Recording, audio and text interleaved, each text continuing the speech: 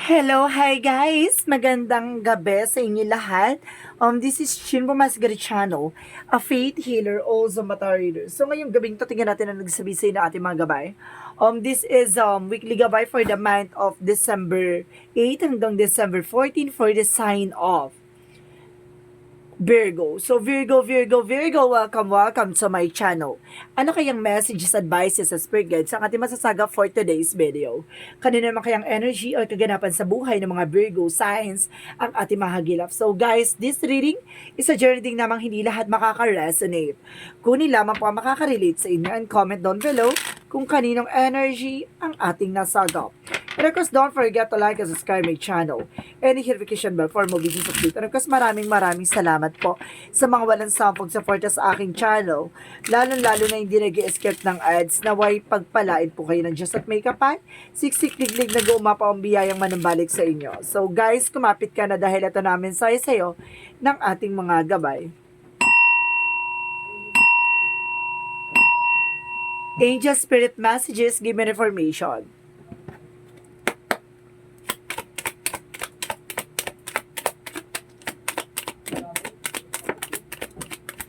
So, there's a chariot card. So, maraming parating, no? There's a lot of movement or something, kumbaga, improvement, no? There's an improvement or something movement. And see, there's a Six of Swords. There's a transition, no? And of course, sinasabi na Six of Swords is a travel, no? Additional messages. And because there's a Four of Cups. Now, there's a reevaluation. May mga bagay dito na kailangan mo muna pag-isipan bago matanggapin yung isang offer, no? Kumbaga, magbabago na yung sitwasyon at babago na yung pananaw, diba? So, let's see what is additional messages. And because there's a Page of Cups. Listen to your intuition and listen to your gut feeling. So, ibig sabihin dito, nagkakaroon ka na ng inner conflict or inner truth, no? Kumbaga, nagkakaroon ka na ng, kaliwanagan sa lahat ng eksena na to. Nakikinig ka na minsan sa iyong inner voice. And because there's a the word card. So some of you guys may travel, no? May travel dito. Pero there's information na, kumbaga, the hangman is something delays or something a pause or something surrender. O may mga bagay na kailangan antayin. So let's see what is the chariot. Let's see what is the chariot. And of course, there's a King of Pentacles. So, there's a security and pagdating sa finances. So, minsan magkakaroon ng movement, no? May paggalaw na ng baso dito pagdating sa finances. So, let's see what is a Six of Swords. And of course, there's a Temperance, a perfect timing. So, this is the timing na makakalis ka na sa situation. And some of you guys, there's a healing. Magkakaroon ka na raw ng healing, no? So, let's see what is the Four of Cups. And of course, there's a Hermit card. So, there's an soul enlightenment. May mga bagay na maglilinaw na sa'yo dito, no? At magkakaroon na ng kaliwanagan. So, let's see what is the Page of Cups and of course, the White Nomen. So, there is a pure positivity. So, ibig sabihin dito, magkakaroon ka na ng pure positive outcome dito at malalaman mo na yung mga bagay na, kumbaga, magiging kasagutan sa iyong katanungan, no? Maaring about sa spiritual, no? Parang, kumbaga, there's an, it's spiritual analyzation or spiritual realization. And of course, there's Three of Cups. There's a celebration, social friend or something social, parang cycle of friends, ganon. Parang circle of friends, no? I'm sorry. There's a circle of friends na sinasabi dito na maaaring tumulong sa'yo para makaalis ka sa, makapangibang bansa ka, no? Baka may tutulong sa'yo. So, let's see what is the Hangman. And of course, guys, there's Two of Pentacles. So, there's a balance. Kailangan maging balance ka physically and mentally and material, no? So, let's see what is the Chariot and of course, the King of Pentacles. So, there's a Six of Pentacles. So, some of you magtutuloy-tuloy na about sa finances. So, ibig sabihin, lalakas, tumagadadaloy na there's a movement eh. Ibig sabihin, tuloy-tuloy na yung daloy ng finances sa'yo. So, let's see what is the Six of Swords and the Temperance. And of course, guys, there's a Three of Wands. So, there's a waiting for a soul to waiting for a ship, no? Meron ditong travel na sinasabi sa'yo dito na mayroon talagang, okay, makakalis ka na sa situation or something, may naantay kang message or email or something documents, no? So, ibig sabihin, there's a perfect timing na kumbaga makukuha mo na. So, let's see what is the Four of Cups, and of course, the Hermit card, there's a Page of Sword. There's an information. No? Kumbaga, may makukuha kang balita dito. At maaaring matatanggap mo na yung matagal mong hinihintay. So, let's see what is the Page of Cups and the White naman. Because there's a black namin. Oh my God, no? There's a white and a black. Ibig sabihin dito, kumbaga kailangan mo maging balance pagdating sa spiritual. No? There's a white and of course there's a black. Ibig sabihin there's a negative and positive energy na kailangan mo maging balance. So let's see what is the word card and of course the Three of Cups. So there's a Two of Cups. About sa partnership, I told you, may tutulong talaga sa iyo, no, na makaalis ka sa situation mo. So let's see what is the Hangman and of course the Two of Pentacles. So there's a Devil. So ito nga yun, no, kumbaga may humaharang. Kumbaga may humaharang sa'yo kaya hindi ka makaalis. No? Ibig sabihin dito yung favors mo, kumbaga napapailalim or something, kumbaga hinaano na hindi ka makaalis. Meron dito, no? May paggalaw ng finances, it's a good. Kumbaga makukuha mo na yung balita, yes. And of course, sinasabi sa'yo dito, mayroong nga lang, dapat makuha mo na ito in a perfect timing kasi there's a perfect timing. So, paano siya mapupunta yung perfect timing kung may humaharang? 'Di ba? So, let's see what is the outcome. And of course, sinasabi ng outcome is the Queen of Wands and of course, there's a Wheel of Fortune. So, ibig sabihin dito, itong turning event, no, or turning a situation na sinasabi na kumbaga there's a Queen of Wands na kumbaga magkakaroon ka ng confidence and stability, no? Parang ganon. Na kumbaga makukuha mo rin yung mga bagay na gusto mo makuha. So, let's see what is the magical fairy messages. Because there's a marriage. So, some of you kakasal or something, may asawa, ganon. No? So, let's see what is additional messages for this chakra. So, there's an acceptance. May mga bagay na kailangan mong tanggapin. At may mga bagay na kailangan mong gawin. And of course, sinasabi dito, there's a vanity. Kailangan mo iwasan yung mga bagay na wala kabuluhan, no? Kumbaga, yung ego, pride, something like that, or something na, kumbaga, yung mga negative thoughts or something negative way or negative movement, no? Yung mga ginagawa mong puro negativities, no? Or something toxic. So, show the world the real you. Pakita mo sa mundo kung sino ka talaga, 'di ba? Kung ano talaga yung katangian ng isang Virgo signs. Pero kung sa personal issue, reaches resolution, masusolusyonan na yung mga problema mo. So, let's see what is Archangel Michael.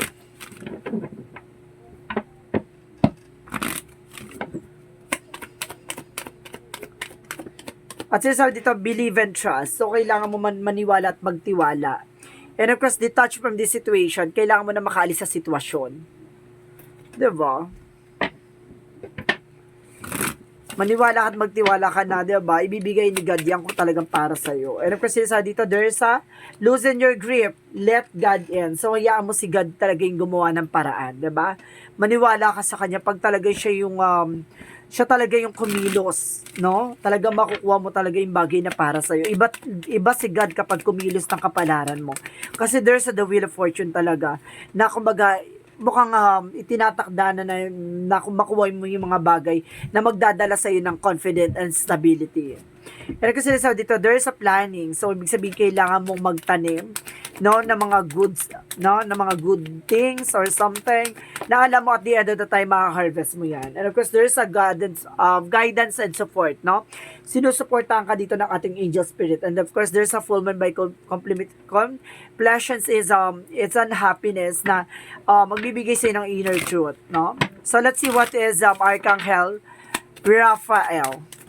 So, there's an avoid allergies. So, ibig sabihin dito, umiwas ka sa mga hindi pwede sa'yo or makakasama sa'yo, no? So, let's see what is additional messages. Pero kasi sinasabi dito, there's a career change. So, may mga bagay na kailangan mo nang baguhin pagdating sa career, negosyo, hanap buhay, no? Kung ano ba talaga yung gusto mo. So, let's see what is the romance angels. Pagdating sa romance angels, there's a passion. So, allow your heart and soul to sing with the joy. So, kumbaga, iaya mo yung puso mo, no? Na kumbaga, masunod, no? Yung talagang gusto mo, yung desires mo talaga, yun yung kailangan mong gawin. So, let's see what is additional messages. Angel spirit messages, give me information. And because there's a denial. So, ibig sabihin dito, i-acknowledge mo yung fear, para i-replace mo daw yan ng awareness. So, ibig sabihin, mag-ingat ka, no? Alisin mo yung takot at pangamba mo. No? At kailangan mo lang palitan yan ng pag-iingat. No? So, let's see what is the energy. The energy is the adjacent possibilities. May mga pinto ang magsasara, may mga pinto ang magbubukas para sa'yo, no? All tied up. So, kailangan mo nang kumawala sa negativities. Pero kasi sinasabi dito, there's a healer of the ages sa paggagaling ka sa anumang uri ng iyong karamdaman. So, sa lahat ng aspeto, paggagalingin ka nito. So, let's see what is the love oracle card. There's a palm tree. Magdadala sa ito ng stability and security. At magdadala sa ito ng growth and expansion. No? Talagang bibigyan ka ng swerte dito. So, let's see. What is the angel's answer? Bibigyan kita ng katanungan, guys. No? Pwede ka mag-question sa isip mo. And of course, pag nakapag-isip ka na, ito yung magiging kasagutan. So, okay? Bibilang ako ng 3, kailangan nakapag-isip ka na. Just wait. Mag-isip ka na ganyan, guys. Inom lang ako ng water na very light.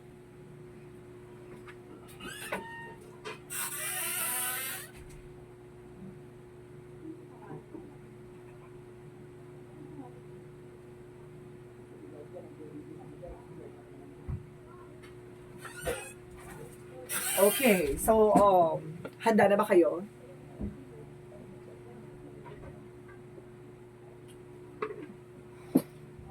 So, ito na nga, no? Umpisahan na natin. Let's see what is the angel's answer. So, reconsider. So, may mga bagay na kailangan mo i-considera, no? And of course, sinasabi din dito, there is some communication clearly. Kailangan mo yung communication mo, kailangan mong klaro at malinaw, no? Additional messages. One last card. And there's a recovery. No? Makaka-recover ka rin naman, no? At makakaalis ka sa situation. So, let's see what is the angel's number. Let's see what is the angel's number. So, there is a 26 by I am touchful, no? You have a desires to succeed will help most accomplish when your work benefits others. Your intuitive awareness for what people want allow you to come with innovative solution to meet their needs. So, ibig sabihin nito, kumbaga, kaya mo magbigay ng mga opportunity or something na information, no? Na magdadala sa iyo sa success. Kumbaga, sinasabi sa dito, kumbaga, yung mga bagay na iniisip mo, yung mga bagay na dapat mong gawin or something creation mo, kumbaga, gagawa mo siya into reality. So, ibig sabihin dito, kumbaga, may mga bagay or intuitions ka na nagsisilbing, kumbaga, babala or something awareness sa ibang tao na nakakatulong din para masolusyonan yung mga problema nila. So, ibig sabihin, there's a visions, no? There's a visionary dito na kumbaga matalas ang iyong intuitions. So, let's see guys, no? There's an additional pa pala, no? Kasi parang, gusto ko pang mas, ma-clear natin yung reading na to. So, i-clear natin about sa love life. Pagdating sa love, kasi there's a marriage, no? Pero i-clear natin about sa marriage. So, there's a King of Wands. So, there's a person na, kumbaga, kailangan maging mahinahon ka, no? Para hindi nasisira yung relationship. Kumbaga sinasabi sa'yo dito na maaaring nagiging mainitin ang ulo mo. Kaya pala there's an impatience. So, kailangan maging mahinahon ka, no? Pagdating sa relationship. So, let's see what is about sa career. About naman sa career, Angel Spirit Guides. Get my information. About sa career, get my information, Angel Spirit. To clarify this reading.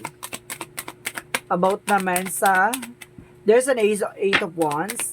Okay. There's a fast communication and fast movement. And of course, there's an Eight of Swords. So, there's a lot of negativities. Pagdating sa yung negosyo, no? Or something trabaho, talaga may humaharang, no? There's a blockages around you. There's a negativities. And of course, there's an Eight of Wands. So, there's a fast communication coming in for you. May fast communication and fast movement. Pero sinasabi lang sa'yo dito, nagiging mabagal to. Pero ang sinasabi dito, slowly but surely. Pero sinasabi dito, mabagal man, pero sigurado makukuha mo. No? Kumbaga, kailangan mo lang habaan yung pasensya mo.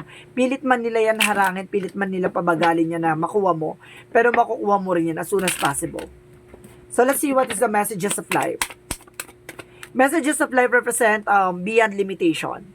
So sinasabi dito, today I exceed my own expectation. I open my consciousness to the infinite. There are no limitation and there is no end. Everything is unfolding in a conscious now. Therefore, I open my thoughts towards a burden, horizontal. I look beyond my perception of reality, beyond all barriers, created my own beliefs and fears. I am now open to new possibilities. So, big sabihin dito, kumbaga, tinatanggal mo na yung limitasyon sa sarili mo, even dyan sa paligid mo. Kumbaga, handa ka na sa mga pagbabago magaganap sa buhay mo, no? Even yung mga bagay na nangyayari sa'yo, kumbaga, handa ka ng sumugal at handa ka ng lumaban. Diba? Bala na. Kumbaga, nagtitake ka na ng risk dito na kumbaga, hindi ka natakot sa mga magiging outcome or possibilities. No? Kasi kumbaga kaya mo ng alam mo na sa sarili mo na at the end of the time makukuha mo yan. And of course, makaka-recover ka. So guys, maraming salamat. This is the weekly gabay for the month of December 8 hanggang December 14 for the sign of Virgo. So Virgo, maraming salamat for your wonderful reading. Once again, this is Jim from Masagali Channel of Faith Healer, also Mata Reader. Maraming salamat po sa mga walang sampag support sa aking channel, lalo-lalo na hindi nag-skip ng ads. Naway pagpalain po kayo ng Diyos at may kapal. Siksik, diglig, umapaman ng balik sa inyo. Maraming salamat po and see you in the next video. Bye-bye and babush!